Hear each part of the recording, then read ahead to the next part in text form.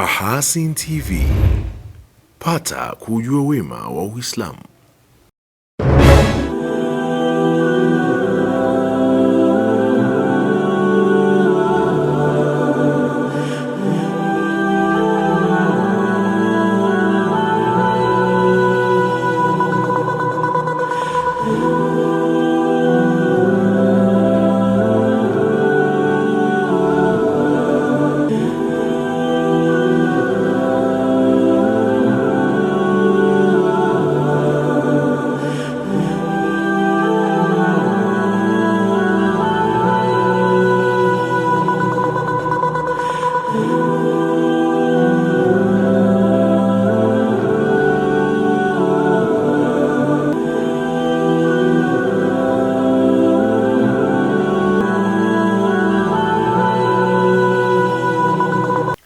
Assalamu alaikum wa rahmatullahi wa barakatuh. Hali gani mtazamaji wa Mahasin TV popote pale ulipo, karibu katika kapu la habari ni kuwasilishie yale ambayo yameshughulisha chumba cha habari kwa siku ya leo kwa upande wa habari za kitaifa na kimataifa. Mimi ni Rajab Shaaban Matuga nitakayesoma habari za hapa nyumbani, na kwa upande wa habari nje ya mipaka ya Tanzania tutakuwa naye Nuhu Stima hapo baadaye. Awali ya yote mtazamaji, tuangazie mukhtasari wake. JWTZ atoa kauli hali ya ulinzi na usalama nchini kuelekea uchaguzi mkuu wa Oktoba 29 mwaka huu 2025. Utafiti wa baini uwepo wa gesi asilia katika kitalu cha Lindi Mtwara, ambapo visima vya maji vilibainika kuvujisha gesi asilia. Katika habari za kimataifa, makumi ya miji na mikoa nchini Uhispania yashuhudiwa maandamano makubwa kuonesha mshikamano na watu wa Gaza.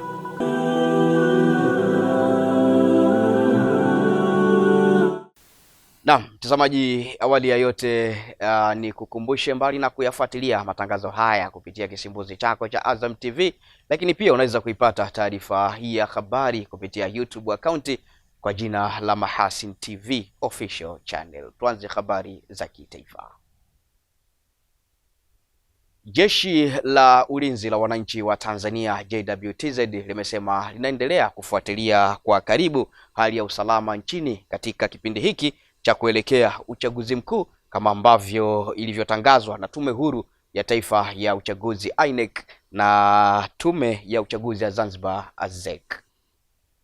Katika taarifa iliyotolewa na kaimu mkurugenzi wa habari na uhusiano wa JWTZ Kanali Bernard Masala Mlunga, jeshi limeeleza kuwa kwa ujumla linaridhishwa na hali ya usalama nchini, ambapo kampeni za uchaguzi zinaendelea kwa amani na kwa kuzingatia sheria, maadili ya kisiasa, kuheshimiana na kuvumiliana miongoni mwa wagombea na wafuasi wao. Jeshi la Ulinzi la Wananchi wa Tanzania linaviomba vyama vya siasa kuendeleza hali ya amani na utulivu wakati wote wa kampeni, kupiga kura na baada ya kupiga kura. Katika hatua nyingine, Jeshi la Ulinzi la Wananchi wa Tanzania linalipongeza jeshi la polisi na vyombo vingine vya usalama kwa jinsi vinavyoendelea kusimamia hali ya usalama katika kipindi hiki cha kuelekea uchaguzi mkuu. Aidha, jeshi linawapongeza wananchi kwa kuendelea kutumia haki yao ya msingi ya kushiriki kwa amani na utulivu katika kusikiliza sera za vyama mbalimbali kupitia mikutano ya hadhara inayoendelea kufanywa na vyama vinavyoshiriki uchaguzi mkuu kwa ngazi mbalimbali ili kuwachagua viongozi watakaowaletea maendeleo. Pamoja na hali ya amani na utulivu iliyopo, bado kumeendelea kujitokeza baadhi ya watu wanaojiita wanaharakati kutoka ndani na nje ya nchi kutumia mitandao ya kijamii kupotosha umma kwa kuweka maudhui yenye kuleta uchochezi kwa kulihusisha Jeshi la Ulinzi la Wananchi wa Tanzania na siasa ili kutimiza azma yao ya uvunjifu wa amani. Jeshi la Ulinzi la Wananchi wa Tanzania linaomba umma wa Tanzania kupuuza machapisho au taarifa ambazo zimekuwa zikionekana kwenye mitandao ya kijamii. Wananchi wanakumbushwa kuwa taarifa zote zinazorihusu Jeshi la Ulinzi la Wananchi wa Tanzania zitatolewa na makao makuu ya jeshi kwa utaratibu rasmi na mawasiliano ya Jeshi la Ulinzi la Wananchi wa Tanzania na umma. Jeshi la Ulinzi la Wananchi wa Tanzania likiwa sehemu ya vyombo vya ulinzi na usalama vyenye dhamana ya ulinzi nchini, linapenda kuhakikishia Watanzania wote hali ya amani, usalama na utulivu katika kipindi hiki cha kuelekea uchaguzi mkuu wakati wa uchaguzi na baada ya uchaguzi mkuu. Asanteni kwa kunisikiliza.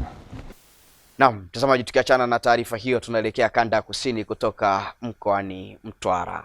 Utafiti unaoendelea kufanyika katika kitalu cha Lindi Mtwara mkoani Mtwara unaonesha dalili za uwepo wa gesi asilia, hususan katika vijiji vya Mnyundo na Mpapura ambapo visima vya maji vilibainika kuvujisha gesi asilia. Taarifa kutoka mkoani Mtwara inasimuliwa hapa studio na Hilal Sefuriami. Utafiti huo unajumuisha jumla ya vijiji 48 katika eneo la takribani kilomita za mraba 736 ambapo vijiji 40 vinatoka katika halmashauri ya wilaya ya Mtwara na vijiji 8 ni kutoka halmashauri ya wilaya ya Mtama. Katika ziara yake ya kukagua miradi ya gesi na mafuta mkoani Mtwara, naibu katibu mkuu wa Wizara ya Nishati Dr. James Matarajio amesema kuwa utafiti wa awali unaonesha uwezekano mkubwa wa kupatikana kwa gesi asilia katika eneo hilo. Una mpaka 32% ya uwepo wa gesi kwenye kitalu, lakini kwa sababu kinapakana na kitalu chenye gesi, kwa sisi tunaona kwamba hii kitalu ni muhimu sana kikafanyiwa utafiti mapema ili tuweze kuongeza uzalishaji wa gesi kutoka kwenye kisima. Nyie waandishi wa habari nafikiri mnaelewa vizuri, kwa hivi karibuni kulikuwa kuna clip moja ambayo ilikuwa inazunguka inaonyesha gesi na inawaka. Sasa ile gesi ambayo ilikuwa inabubujika kutoka kwenye kisima na inawaka inatoka katika maeneo ya hiki kitalu. Kwa hiyo kuna ushahidi mkubwa wa uwepo wa gesi. Dr. Matarajio amesema baada ya upimaji wa sampuli uliofanyika nchini Misri ameonyeshwa uwepo wa gesi katika kitalu hicho. Majibu yalivyorudi yalituambia kwamba ni gesi aina ya methane. Gesi ipo, ambacho tunakifanya ni kuhakikisha kwamba tunahakiki wingi wa ile gesi ambayo iko hapa. Lakini pili, hii miradi inakuja pamoja na kwamba tutazalisha umeme, tutapunguza kuagiza mafuta, lakini kisha kwamba jamii ambazo zinazunguka hii miradi zinafaidika.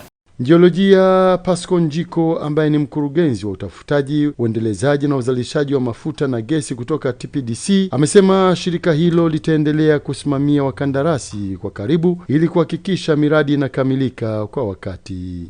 Eneo letu hili la mradi huu wa kuchukua taarifa za mitetemo ya aina 3D lina ukubwa wa kilomita za mraba 758.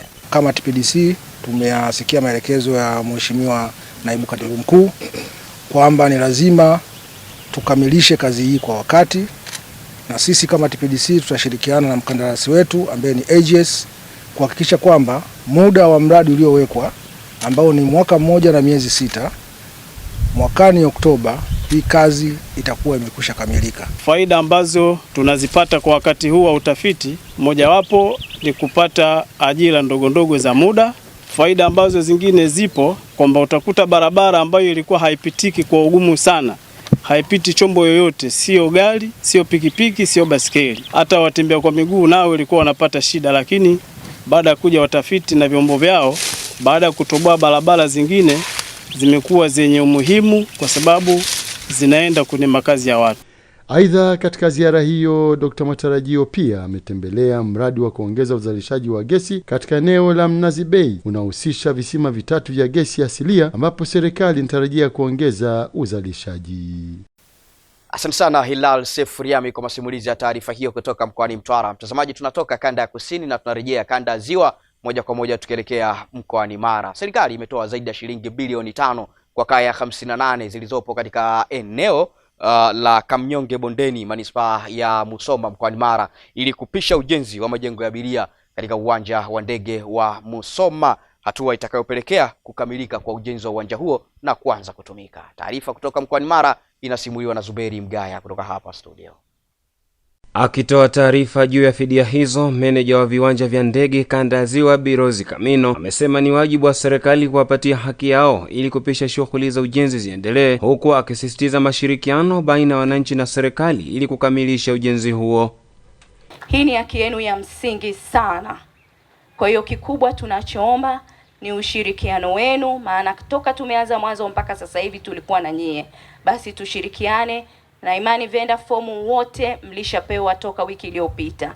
Kwa hiyo leo tutazipokea hizo vendor form, tutazihakiki na fedha yenu mtaipata. Akikabidhi hundi hizo, mkuu wa wilaya Musoma Juma Chikoka amewataka wananchi hao kujitokeza kupiga kura siku ya uchaguzi Oktoba 29 mwaka huu ili kuchagua viongozi watakaoendeleza miradi mbalimbali ya maendeleo nchini.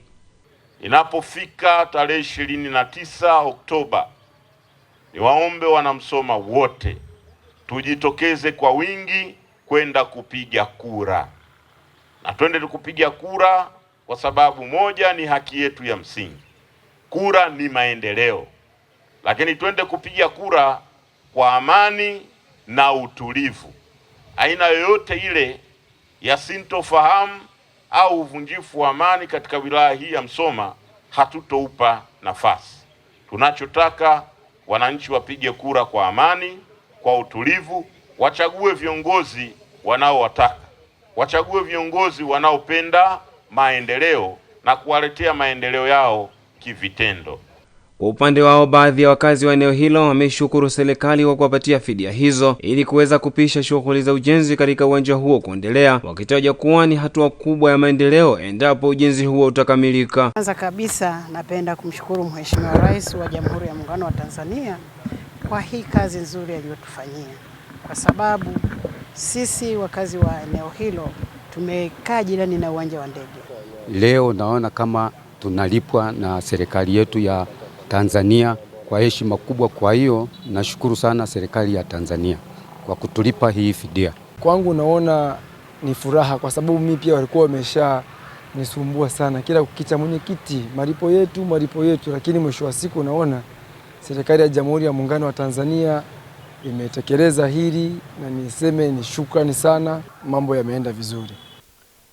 Asante sana Zuberi Mgayo kwa masimulizi ya taarifa hiyo kutoka mkoani Mara. Mtazamaji, kwingineko tunaelekea mkoani Manyara ambako tunaitazama taarifa inayosema kesi inayomkabili mganga wa kienyeji Sakai Hau mwenye umri wa miaka 70, mkazi wa mkoani Arusha, anayetuhumiwa kumuua kikongwe Bi Imbolohando Ine anayekadiriwa kuwa na umri wa miaka 79, mkazi wa Kiteto mkoani Manyara, imepangwa kusikilizwa tena Jumanne ya Oktoba 28 mwaka huu 2025 baada ya kusomwa kwa mara ya kwanza Jumatano ya Oktoba 15 mwaka huu 2025. Mohamed Hamadi kutoka wilayani Kiteto mkoani Manyara ana masimulizi kamili ya taarifa hii.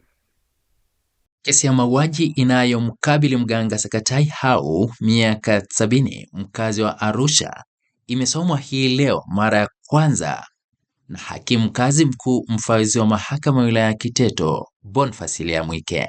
Mganga Sakai anatuhumiwa kumuua mama Imbolohando Ine anayekadiriwa kuwa na miaka 79, ambaye huyu ni mkazi wa Kiteto. Wakili wa serikali mwandamizi Alice Thomas mahakamani hapo alimweleza hakimu kuwa shauri hilo ni jipya, akisema mtuhumiwa ametenda kosa la mauaji kinyume na kifungu cha 196 cha sheria ya kanuni ya adhabu sura ya 16 rejeo la mwaka 2023.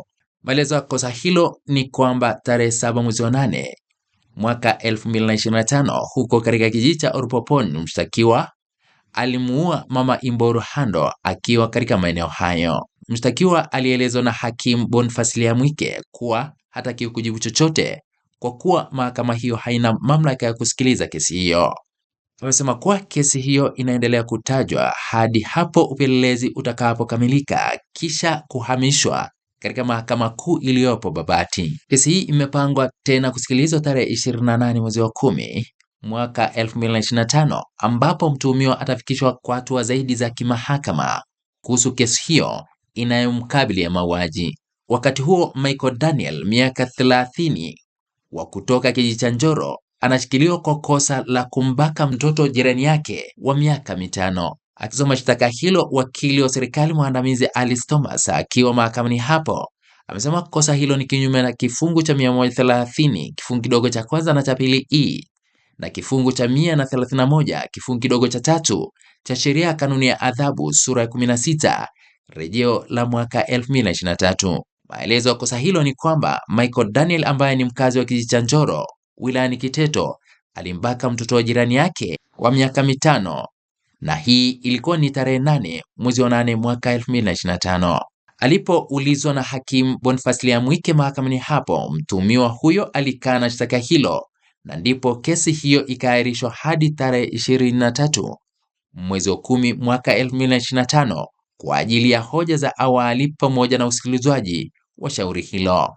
Kwa hapa wilayani Kiteto mkoani Manyara, mimi ni Mohamed Chumvi. Asante sana Mohamed Hamadi Chumvi kwa undani wa taarifa hiyo. Mtazamaji, kwingineko tunatoka mkoani Manyara na tunaelekea jijini Tanga, tukiangazia taarifa inayosema kituo cha afya Makorora kilichopo jijini Tanga kimepokea msaada wa vifaa tiba vyenye thamani ya zaidi ya shilingi milioni 1 kwa ajili ya watoto wanaozaliwa kabla ya muda, yani watoto njiti, kutoka kwa mdau wa maendeleo Bi Mwanashehe Juma, ambaye miaka kadhaa iliyopita alizaliwa katika kituo hicho akiwa njiti. Taarifa kutoka jijini Tanga inasimuliwa kwa mara nyingine tena na Zuberi Mgaya kutoka hapa studio.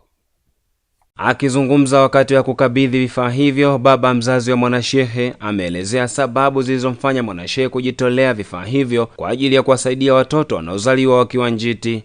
Mwanashehe ameshawishika kutoa zawadi hii kwa sababu yeye alipitia kadhia hii. Alizaliwa katika mazawa ya njiti kama wataalamu wanavyoita.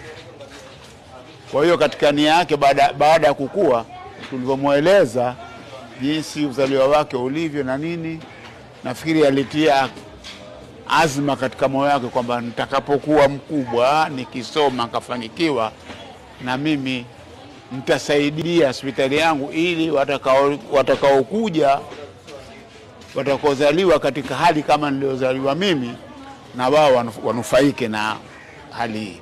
Akipokea vifaa hivyo, mganga mkuu wa jiji la Tanga Dr. Stefano Mwandambo amesema jamii inapaswa kuiga mfano mzuri kama Mwanashehe katika kusaidiana ili kutatua changamoto mbalimbali zilizopo katika jamii. Tumepokea msaada kutoka kwa familia ya Mwanashehe, kama alivyoelezea mzee wake kwamba yeye alizaliwa na changamoto ya kuzaliwa akiwa njiti, lakini Mungu alimsaidia akavuka katika hatua hiyo, na sasa anajenga taifa letu la Tanzania. Kingi anataka kutufundisha kwamba kuzaliwa njiti sio mwisho wa maisha.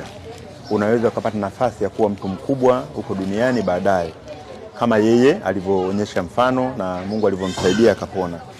Kwa hiyo kama sehemu ya shukrani zake kwa Mwenyezi Mungu, anaamua kurudisha hivi baadhi ya vitu kwenye jamii inayopata shida kama hiyo.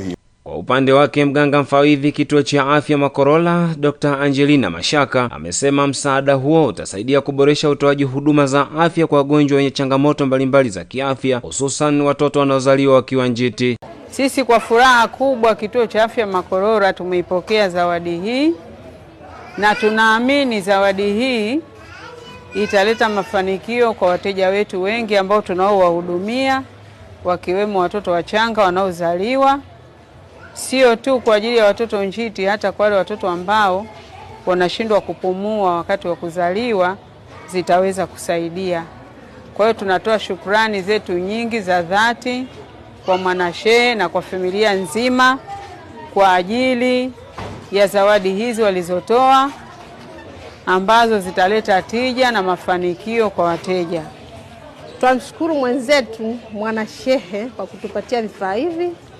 Mungu ambariki. Yaani huduma za Makorora kwa ujumla ni nzuri sana. Naam, mtazamaji, kwa taarifa hiyo kutoka jijini Tanga ndio tamati ya Kapula Habari kwa habari za kitaifa. Napoza kwa sekunde chache punde nitarejea tena hapa na kuweza kumwalika Nuhu Stima ambaye atakuja na yale aliyotuandalia kwa upande wa habari nje ya mipaka ya Tanzania. Endelea kubaki nami. Mahasin TV channel namba 455 katika kingamuzi cha Azam.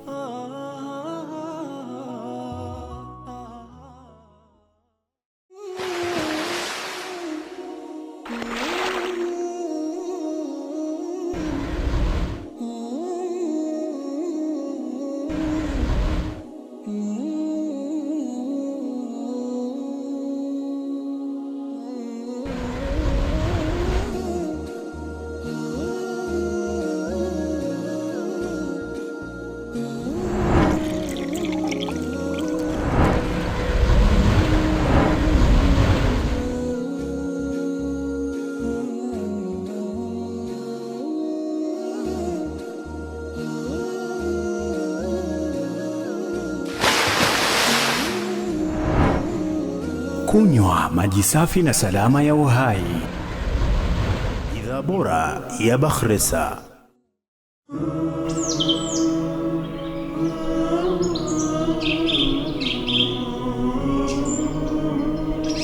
Mahasin TV, pata kujua wema wa Uislamu.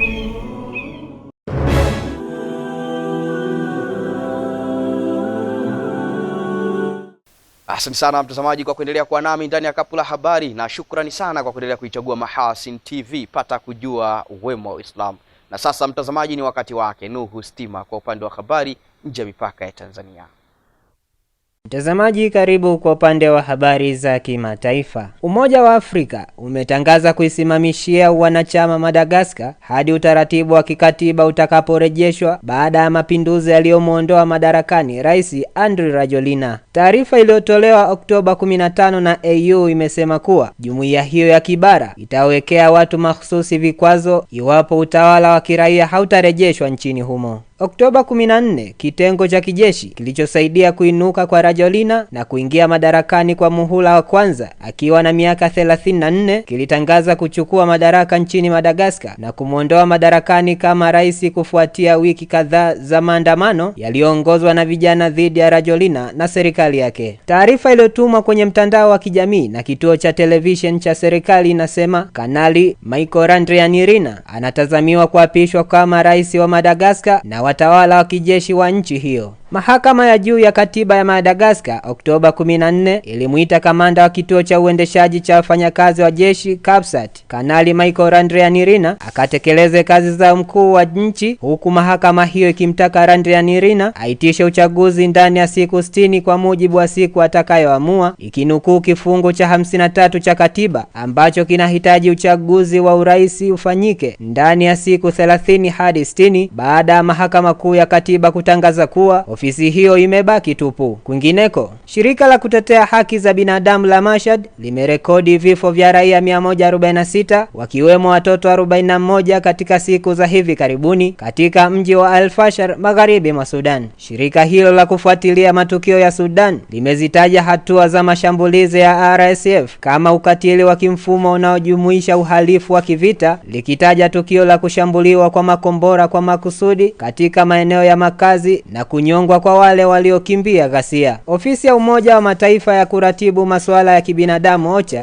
imetahadharisha kuhusu matokeo mabaya katika mzingiro unaoendelea, ikiashiria uhaba mkubwa wa chakula, milipuko ya magonjwa na kukaribia kuporomoka kwa huduma za afya. El-Fashar, Darfur Kaskazini, inaendelea kuzingirwa huko. OCHA inasema katika ujumbe wake kwenye mtandao wa X Oktoba 15 kwamba zaidi ya raia 260,000, nusu yao wakiwa watoto, wamenaswa katika mashambulizi yasiyokoma na kukabiliwa na njaa na kipindupindu. Mapigano makali yamekuwa yakiendelea huko Al-Fashar tangu Mei 2024 kati ya SAF na vikosi vya washirika kwa upande mmoja na RSF kwa upande mwingine, huku mapigano yakizidi katika siku za hivi karibuni. Tukitamatisha kwa upande wa habari za kimataifa, duru za habari zimeripoti kuwa makumi ya miji na mikoa nchini Uhispania imeshuhudia maandamano makubwa na migomo ya umma ya mshikamano na watu wa Gaza. Ripoti zinaeleza kuwa maandamano hayo yalifanyika katika miji na mikoa takriban 200 na washiriki wakiwa wameshikilia bendera na mabango ya Palestina yenye maneno kama vile uhuru wa Gaza, komesha mzingiro na hapana kwa vita, ndio kwa haki, na kutaka kukomeshwa kabisa kwa vikwazo na kuondolewa kikamilifu mzingiro dhidi ya Gaza na kutekelezwa kikamilifu vipengele vya makubaliano ya kusitisha vita. Hayo yanajiri katika hali ambayo Pedro Sanchez, waziri mkuu wa Hispania, amesisitiza kuwa makubaliano ya kusitisha vita Gaza yaliyofikiwa hivi karibuni kati ya harakati ya mapambano ya Kiislamu ya Palestina Hamas na Israel yafanywe kwa fidia ya mauaji ya kimbari yaliyofanywa na Israel ukanda wa Gaza. Uhispania, ambayo ni miongoni mwa nchi wakosoaji wakubwa wa mauaji ya kimbari ya Israel huko Gaza, Septemba mwaka huu 2025 ilitangaza kuwa mwendesha mashtaka wa nchi hiyo kwa kushirikiana na mahakama ya ICC atachunguza ukiukwaji mkubwa wa haki za binadamu uliofanywa katika ardhi ya Palestina inayokaliwa kwa mabavu kwa uratibu wa ICC. Nuhu Stima, Mahasin TV.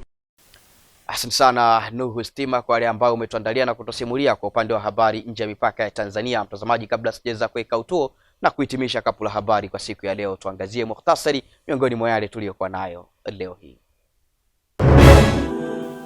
JWTZ atoa kauli hali ya ulinzi na usalama nchini kuelekea uchaguzi mkuu wa Oktoba 29 mwaka huu 2025. Utafiti wa baini uwepo wa gesi asilia katika kitalu cha Lindi Mtwara, ambapo visima vya maji vilibainika kuvunyisha gesi asilia. Katika habari za kimataifa, makumi ya miji na mikoa nchini Uhispania yashuhudiwa maandamano makubwa kuonesha mshikamano na watu wa Gaza.